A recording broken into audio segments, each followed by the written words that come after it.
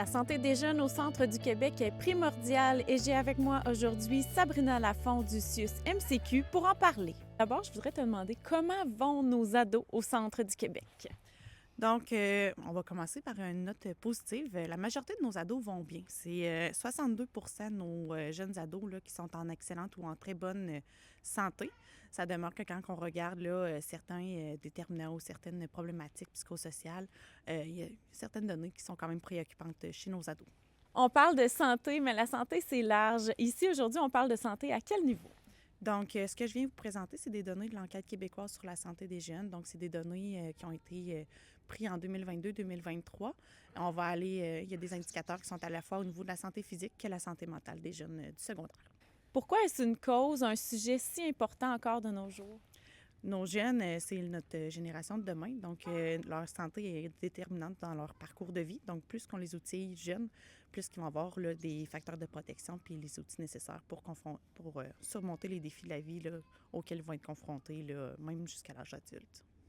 Comment on fait ça, cette sensibilisation-là, et qui on doit sensibiliser et justement comment? Donc, comment on fait cette sensibilisation-là? Je dirais que c'est une mobilisation de tout le monde, en fait. Oui, il faut s'adresser à nos ados, mais il faut aussi s'adresser aux adultes qui travaillent alentour de ces ados-là. Donc, les intervenants scolaires, les intervenants dans les organismes communautaires, les municipalités, les intervenants du CIUS, puis je dirais même là, les acteurs politiques qui peuvent avoir un rôle à jouer là, déterminant dans la santé de nos jeunes. On a réalisé une enquête dernièrement et de ça en découlent des statistiques. Quelles sont ces statistiques-là? Donc, pour débuter, au niveau des saines habitudes de vie, en fait, on a un jeune sur 5, 20 de nos jeunes qui ont nommé là, à être actifs au niveau de leurs activités de loisirs, ce qui est très peu, étant donné tous les bénéfices que l'activité physique peut avoir, tant au niveau de la santé physique que la santé mentale de nos jeunes. Euh, Si on regarde encore dans la lignée des saines habitudes de vie au niveau de la consommation des fruits et légumes, les jeunes étaient questionnés à savoir à quelle fréquence ils consommaient 5 portions de fruits et légumes par jour. Donc, ce qu'on voit, c'est une diminution constante depuis 2010-2011. Donc, l'enquête, on est à sa troisième édition. En 2010-2011, on était situé à 48 de nos jeunes qui consommaient leurs 5 portions de fruits et légumes par jour. Et dans l'édition 2022-2023, on est rendu à 33 de nos jeunes qui les consomment. Donc, on voit vraiment là, une diminution là, constante depuis les 15 dernières années à ce niveau-là.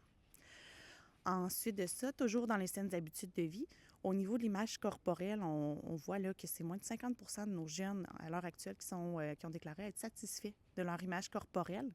Ce qu'on observe, c'est deux phénomènes. En fait, chez nos jeunes filles, elles nomment vouloir avoir une silhouette plus mince, donc ça représente 49 de nos jeunes filles.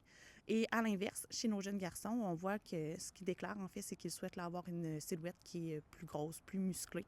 Donc, ça représente 31 de nos jeunes garçons qui ont cette tendance-là. Je poursuis au niveau de l'utilisation des écrans. Hein. C'est un phénomène qui est assez émergent. Donc, c'était la première année qu'on allait évaluer cet aspect-là chez nos jeunes. Donc, on les a questionnés sur la durée qu'ils passaient sur les écrans en une journée de semaine pour leurs activités de loisirs et de communication. Donc, ce qu'on a, c'est que c'est 24 de nos jeunes dans les journées de semaine qui passent 4 heures et plus sur leurs écrans pour leurs activités de loisirs. Donc, c'est énorme. Puis cette proportion-là augmente évidemment là, pour la fin de semaine. Donc, c'est 46 de nos jeunes la fin de semaine qui sont 4 heures et plus sur leurs écrans pour leurs activités de loisirs et de communication.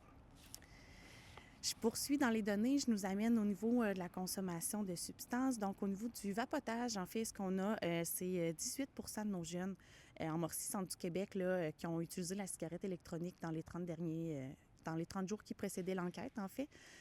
Si je vous donne un résultat pour Bécancour-Nicolet et Yamaska, c'est 22 de nos jeunes. Donc, on se distingue là, même de la Mauricie, centre du Québec, qui est plus élevée là, que le Québec.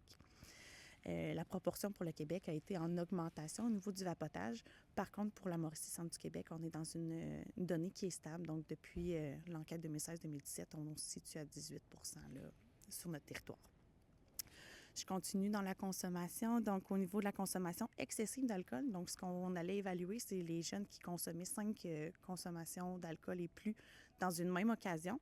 Donc, ce qu'on a, c'est positif. Donc, on a une diminution depuis 2016-2017. On était en 45 de nos jeunes qui avaient eu des consommations excessives d'alcool. On est rendu à 38 Par contre, évidemment, c'est une donnée qui nous distingue du Québec. Là. Le Québec est situé à 29 Je nous amène dans des données au niveau des violences. Donc, on a questionné les jeunes à savoir s'ils avaient été victimes de violences à l'école ou sur le chemin de l'école. Ce qu'on a, c'est une augmentation, en fait, depuis l'enquête 2016-2017. Donc, en 2016-2017, on était à 30 chez nos jeunes qui avaient été victimes de violences. Et à l'enquête 2022-2023, on est rendu à 35. Encore dans la thématique de violence au niveau des relations sexuelles forcées. Donc, on a questionné les jeunes s'il y avait eu une relation sexuelle forcée. On est en augmentation depuis l'enquête 2016-2017. Donc, on avait déjà 8 de nos jeunes en 2016-2017 qui déclaraient avoir eu une relation sexuelle forcée. On est rendu à 10 en 2022-2023. Puis si on regarde cette donnée-là en distinction entre les garçons et les filles, donc ça représente une réalité qui est déclarée chez 17 de nos jeunes filles versus un 3,4 chez nos jeunes garçons. Donc, nos jeunes filles ont déclaré être victimes, avoir subi des relations sexuelles forcées beaucoup plus fréquemment. Je nous amène finalement dans le domaine de la santé mentale. En fait, on questionnait les jeunes sur certains déterminants de la santé mentale, donc l'estime de soi, leur capacité à résoudre des conflits, leurs relations interpersonnelles. Donc, ce qu'on observe dans la plupart de ces déterminants de la santé mentale, c'est une diminution des compétences chez nos jeunes. On les a aussi questionnés avec différentes questions. En fait, on est allé évaluer leur niveau de détresse psychologique. Donc, pour nos jeunes qui se situent en niveau de détresse psychologique élevé, ça représente là, 37 de nos jeunes. C'est un indicateur qui est en augmentation depuis la dernière enquête. En 2016-2017, on était situé à 29 On était déjà inquiet en 2016-2017, donc évidemment, c'est un élément qu'on est très préoccupé. Puis encore une fois, on a regardé la distinction entre nos garçons et nos filles. Puis ce qu'on réalise, c'est que c'est plus présent chez nos jeunes filles. Donc, ça représente 53 de nos jeunes filles qui ont un niveau élevé de détresse psychologique versus un 23 chez nos jeunes garçons. Donc, évidemment, on a à accentuer nos actions auprès de nos jeunes filles. Finalement, dernier indicateur au niveau de la présence d'anxiété. C'est un phénomène qu'on entend beaucoup parler. Nos jeunes n'en font pas exception, en fait. Pour nos jeunes qui n'ont pas du tout d'anxiété, ça représente 45 de nos jeunes qui n'ont aucun symptôme d'anxiété qui a été déclaré dans cette enquête-là. Donc, la majorité de nos jeunes présentent soit des symptômes légers, modérés ou sévères d'anxiété. Pour la présence de symptômes d'anxiété sévère, là, ça représente 15 de nos jeunes.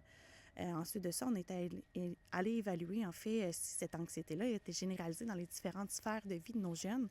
Donc, ce qui est déclaré, c'est 31 de nos jeunes que cette anxiété-là est généralisée.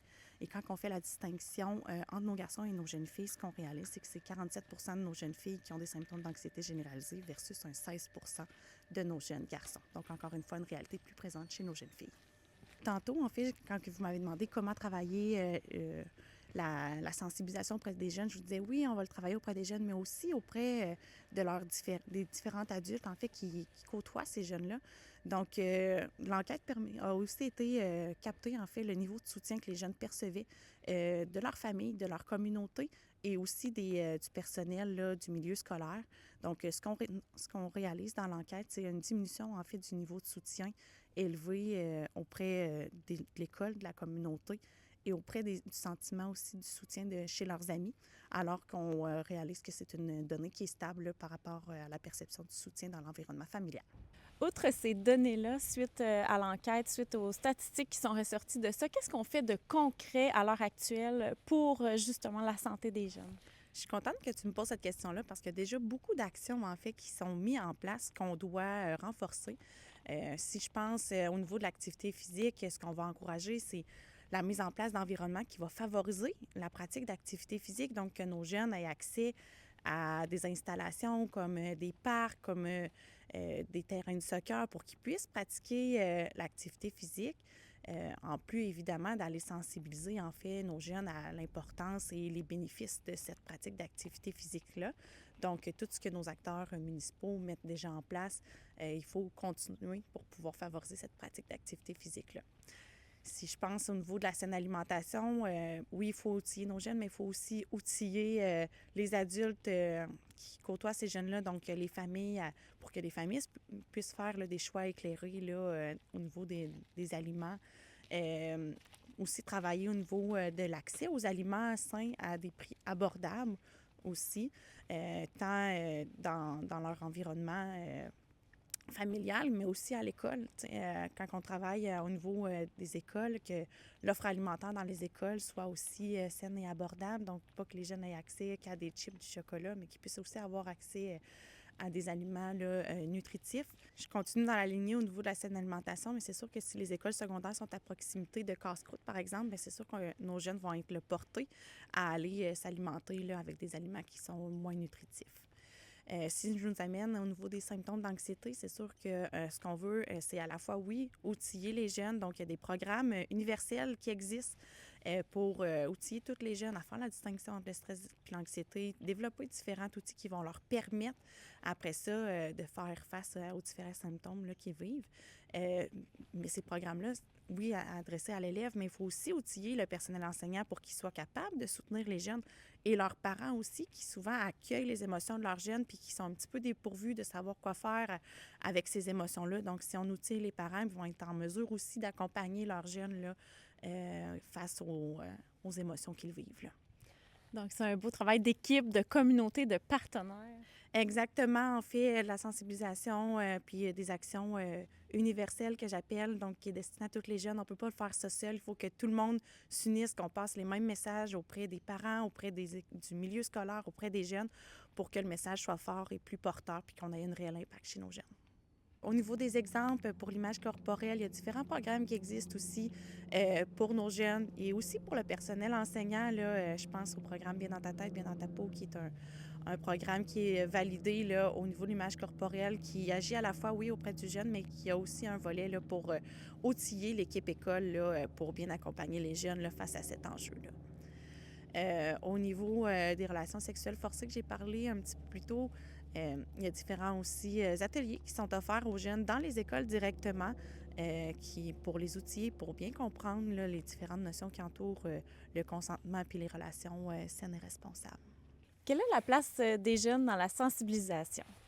En fait, ils devraient avoir la place prioritaire, nos jeunes, d'aller les solliciter pour voir qu'est-ce qu'ils perçoivent de la santé, mais aussi les amener les inclure dans la réflexion puis aussi dans le choix des moyens de la sensibilisation qu'on va faire auprès d'eux pour que ça ait le plus de portée puis que ça ait un réel impact sur leur santé puis leur bien-être. Si on veut rediriger ces jeunes-là, en fait, si on veut leur donner la bonne porte d'entrée pour leur questionnement, comment on le fait? Où est-ce qu'on le fait? Oui, bien dans le fond, la principale porte d'entrée, je vous dirigerai vers le 8 en 1. Sur le site du CIUS de la Mauricie du Québec, il y a aussi là, les différentes ressources qui peuvent aussi supporter là, la population. Mais j'ai le goût de dire, attendons pas que nos jeunes soient en détresse et qu'ils aient des besoins. Outillons-les, dès le départ pour qu'ils puissent là, avoir tout le bagage nécessaire pour surmonter les défis et pas avoir besoin finalement de services là, par la suite.